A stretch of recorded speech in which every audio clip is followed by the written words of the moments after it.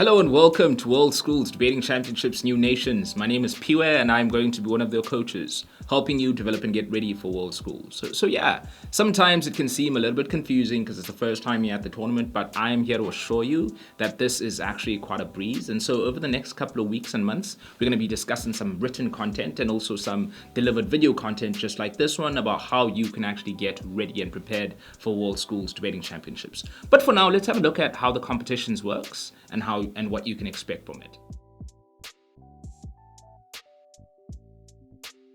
The WSDC tournament takes place over 8 preliminary rounds of debates spread across 5 days, with a day off halfway through. The first 2 rounds are drawn before the competition, and after this, you'll meet teams with similar wins or losses records to yourselves. Of these 8 prelims, 4 are impromptu rounds and 4 are prepared rounds. Impromptu rounds are debates where the topic is announced to debaters 1 hour before the debate, and prepared rounds are debates where the topic is announced a few weeks before the tournament. So you have the chance to research in depth, and closer to time, we'll be giving you some advice on how to get ready for prep motions. After the 8 prelims have been completed, teams with 5 wins or more will contest to knockout elimination rounds on the following days.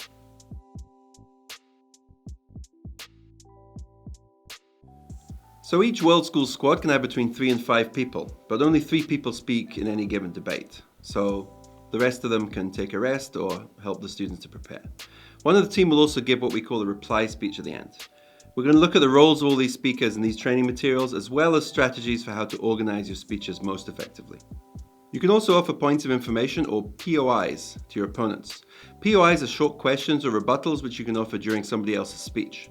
And then the person currently speaking has the choice to accept or refuse your POI as many times as they want. But once they take it, they have to answer it.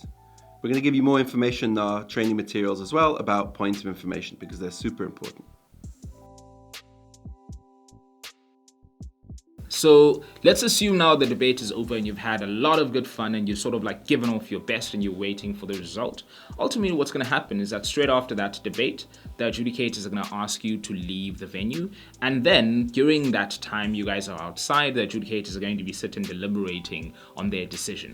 Once they are done and finished considering their decisions, they're going to be calling you guys back in. And when they call you back in, they're actually going to announce the result and give the reasons that resulted into that result. So what I would add here is that because you guys are going to be welcomed to come talk to the adjudicators after that result is given, you guys would be advised to just have any queries respectfully and politely, because most of the time the best debaters are the ones that are able to take on criticism and improve from thereof. So yes, do that, learn, grow, and be good.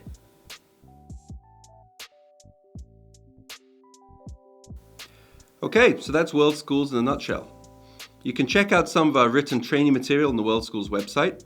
You'll find more information about how to structure an argument, how to rebut your opponents most effectively, and how to find clashes in a debate. There's lots of good stuff on there with more to come.